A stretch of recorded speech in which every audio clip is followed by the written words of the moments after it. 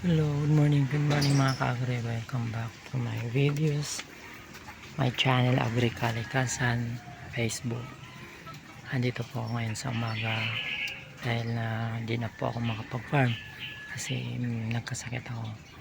So dito muna ako sa bahay, nag-update po ako ng aking hydroponics, lettuce. So dyan po sa likod ko, mga hydroponics lettuce ko po yan, seedlings pa po yan, di pa po yan pwedeng anihin. So yan po ay nasa 200 heads. So dito po dahil po ako ay sobrang daming ginagawa, nagtatrabaho sa pabrika, sa bahay, sa lettuce, sa manukan. So ngayon nagbabawas po ako ng aking trabaho dahil ako po ay nagkasakit, hindi po na po ako pwedeng mag-igib. So dito muna ako sa hydroponics farm ngayon. Dito po yan ay papakita ko sa inyo na ako po ay may hydroponics sa bahay na gawa lang po ng kawayan saka UV plastic. Din po yung aking shield, hindi po siya net, kumot lang kasi wala, di po kaya ng budget. Nagkaroon na ako ng ani, hindi po na sustentuhan yung pinaka pangangailangan kasi nagagastos ko rin po sa aking mga pangailangan sa pamilya dahil may maliit din po ako. So ito po ay balik po ako dito sa hydroponics ngayon dahil di po ako pwede magigib sa farm. Ay yung mga tanim ko doon na mamatay na kasi dito na rin po yung madidiligan. Nakakalungkot po pero ganun po ang reality. Kami po ang mga farmers ng New Normal Farmers Association na tinulungan ng gobyerno pero hindi pa po sapat.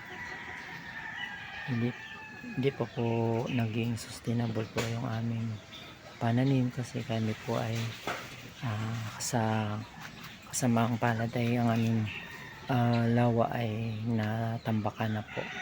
So kalahati na lang po ang aming nagagamit at hindi naman po kami basta-bastang humukay lalaliman kasi hindi po kami nagpaalam sa may-ari.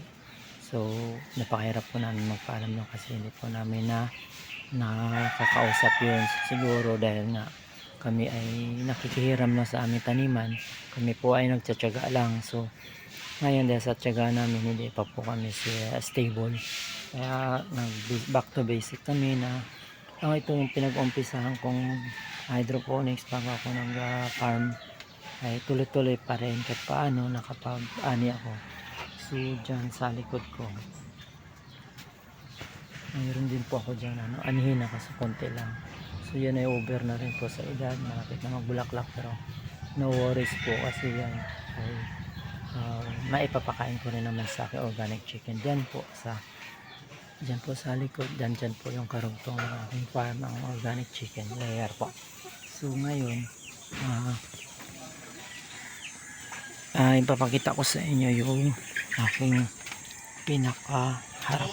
Yan po yung harap na sira-sira na po yung pinto. Ito po yan naging silbing temporary office po ng ANFA, ang New Normal Farmers Association. Din po pakita ko sa inyo yung aming mga kagamitan na binigay, tinulong ng iba't ibang sektor ng DOST, LGU ang unat ng private sector ng Ateneo Graduate School of Business sa pamamagitan ni Ma'am Joy Gapas po. Ito po yung binigay nila sa pamamagitan po ng tiyagang solicit po ng kay attorney. Siya po yung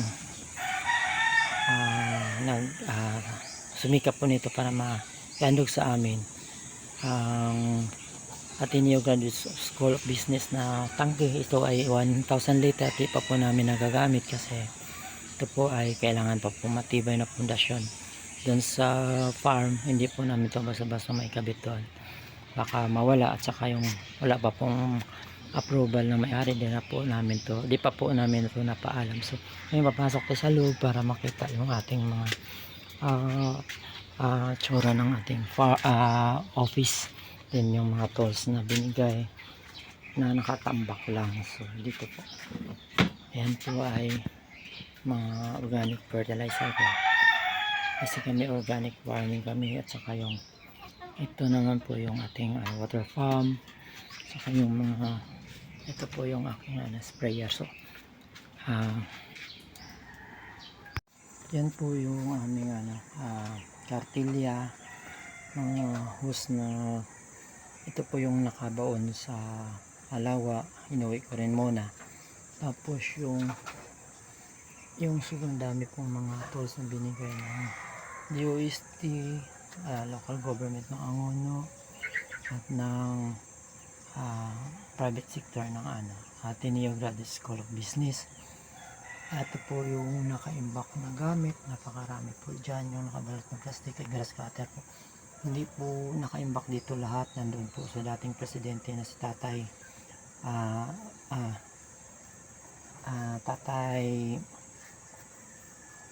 Melendres po. Nandun po yung mga equipment tulad ng cultivating machine, apat na grass cutter, saka isang water pump. Nandun din po yung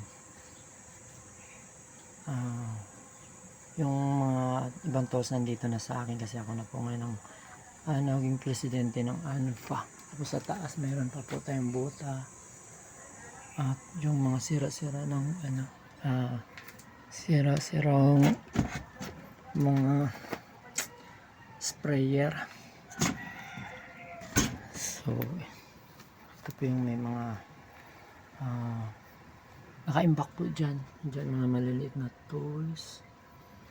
So yan, hindi ko na po sila sa isahin, basta napapakita ko po na yung aming mga tools ay nandito po naka-imbak, hindi po nagagamit kasi hindi naman po talaga sila ang pangunahing pangailangan namin. Ang pangailangan po namin talaga ay sariling lupa at saka sustainable na water supply. So sa mga gusto pong maghandog ng tulong, hindi na po namin kailangan ng mga tools na ito kasi sobrang dami na po. Ang kailangan po namin ay lupa na pagtaniman na yung masasabing panghabang buhay na at saka yung tubig na sustainable water supply po. So ngayon tuloy-tuloy po tayo sa yan po. Dito po ako naglagay ng mesa. Minsan dito kami nag-meeting pero ngayon hindi po kasi puno pa siya. Tsaka hindi na po ako nagpa-meeting muna. Kasi wala naman po meeting. Wait lang. Nasakal yung aking paboritong. Natanggal na yung aking red Island. So dito po ako dumadaan para sa aking pagpasok sa manukan para sila ngayon nagkakainin. Yan, nagugutom na. Hello, welcome to my video. Dadala ko ng aking pagkain para sa inyo. Ayan, nag-agaw-agawa na nila. Yan po, napakataka po nila sa lettuce pero ito ay napakamahal po ng lettuce pero pinapakain ko lang sa manok kasi yun nga po, hindi po kami nagkaroon ng regular na customer. Hindi po katulad sa ibang bansa na pag nagpa-farm po kayo ay sagot na po ng gobyerno ang ani. Sila na po ang kumukuha, bumibili. So dito po sa Pilipinas ay na tinatakbo na. Sa Pilipinas po ay hindi po ganun. Ikaw po ang maghanap ng customer, ng buyer ng iyong ani. Grabe at nagagawa nila. Uy, yung aking mga dalawang sisiw di pa nakakain. Wala na, ubos na. Saglit lang. Ito po ay bigay at Ateneo Graduate School of Business pamagitan ng aming trainer na si Dr. Erwin Cruz na may farm din naman siya sa Baras. So dito inandugan kami ng 100 sisiw para sa aming pang-uumpisa ng chicken layer. So dyan meron na po silang itlogan pero hindi pa po sila nag-itlog. So siguro nga hindi pa sila nag-reach ng 6 months na edad kasi ito po ay 6 months dapat mag-itlog na. So naibigay sa amin ito nung February 4 lang. Sisiw pa sila pero ngayon February, March, April. So isang buwan pa lang sila mahigit sa amin. kada 2 buwan. Dalawang buwan na sila. So siguro nga hindi ko na matandaan yung mga box na binigay ni Doc. May mga nakasulat doon kung kailan sila pinisa. So di ko na yun na-record. So siguro di pa talaga na 6 months. So yun, nagugutom, wala na yung lettuce. Hindi na natin makikita. Wala na, ay meron po akong lettuce pala galing doon sa swimming kahapon. Wait, kunin ko muna kasi nagugutom po talaga sila. Ayan no, di pa nabigyan. Yung Rhode Island po nag-iisa lang. Ayan po yung aking romaine. Ito po yung ani ko sa farm sa lupa po. Hindi po siya hydroponics. Tira po namin to kahapon sa swimming. So dahil inuwi ko sila dahil di naman lahat na ubos. Sayang. Bibigay ko ngayon sila sa aking mga manok kasi nagugutom. Ayan po. Ay, sinsalubong na ako. Wait. Wait kasi. Oh. Ayan po. Kawawa yung siso. Di pa nakakain. Wait lang. Oh. Ayan. Ayan po. Kumakain po sila kahit sisig pa. Ayan po. Para po sa kalaman ng lahat, ang lettuce ay napakamahal po. Yan, lalo yan ay Tiberius romaine. So napakalutong po yan. Halos nayaman na po ang marunong kumain niya kasi ay pag tinignan mo pa lang po siyang pichay pero napakamahal po yung Tiberius niya. Pero dito pinapakain ko lang siya sa manok kasi yun nga po dinuruan naman po kami mag-marketing kaya lang po hindi na po talaga siya pwedeng i-alok kasi yun po ay hindi na po siya ordinaryong hindi na po yung standard ang tubo nila kasi sa farm. So may time na nalalanta sila doon dahil hindi po nadiligan. So may time na po gumaganda depende sa time ko kasi ako nagtatrabaho. Kaya di po standard ang tubo ng romaine hindi po ako makapag-alok kasi may namamatay na tumutubo, hindi po pantay-pantay, hindi po standard. So dahil hindi po sila standard, ang iba nagbulaklak na, iba na huli ng tubo, pinapakain ko na lang sila sa manok. So masasabi ko po talaga na ang aming mga kaalaman dito sa pagpaparm nandito na tulong na lang kailangan namin para kami ay magtuloy-tuloy sa pananim na meron po siguradong bibili pagka kami po ay naka-harvest. So sa ngayon wala naman po kami sinasayang kasi kung hindi man po nabenta yung aming mga pananim ay napapakain din po namin sa aming mga alagang manok kasi sila po ay mga organic chicken po yan. Malapit na po yung mag-itlog. Ito po yung aking tandan. Sisi, tapos sila, ubos na. Ang bilis na ubos ng napakalutong po niyan kasi yan po ay Tiberius. Tumutunog pa. Yan po. Para po sa mga may maluwag na budget po dyan, yung mga sabing malawak po ang kanilang mga source na naghahanap po ng mga gustong tulungan. Nandito po kami mga unfamiliars na mga farmers ng Angono, Rizal na handa pong tumanggap ng tulong para po sa aming mga kaalaman po kasi kami po ay tinuturuan po ng sapat na pag-aaral sa pamagitan ng local government ng Angono, Mayor Jeremy Calderon at sa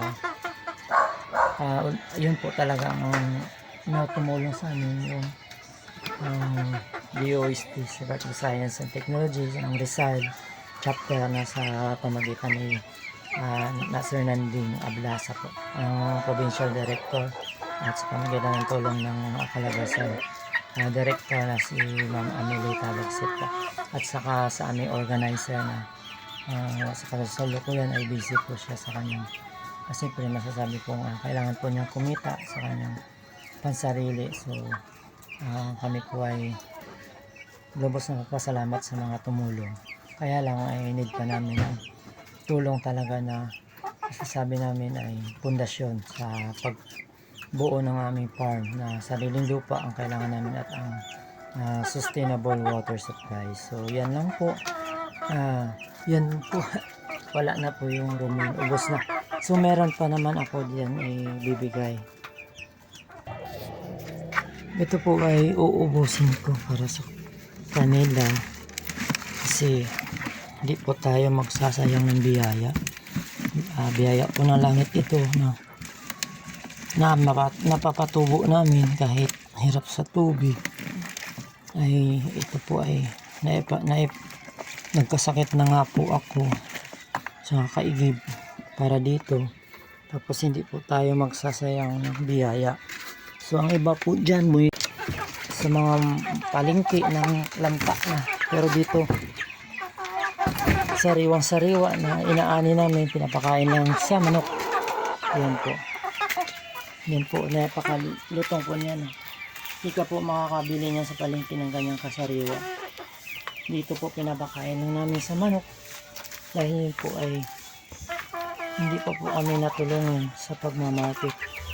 So meron naman pong willing magtulong, pero in volume po, kailangan marami yung aming mga pinupuntahan farm. Ang Melendres family hindang tumulong, pero hindi po sila namin malapitan sa kasalukuyan kasi ang ani namin ay hindi po talaga sustainable.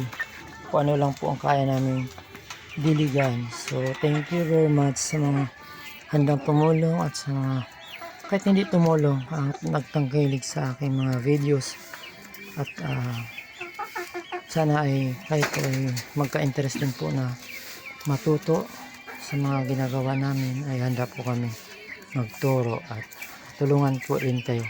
Kaya hindi man po kami ay umaasa lang sa tulong, kami po ay tumutulong din sa mga gusto pang matuto sa pagtatanim, sa pag-alaga ng hayop. So, thank you very much sa mga nanonood. Naway kayo po ay matulungan din namin. Thank you, bye bye.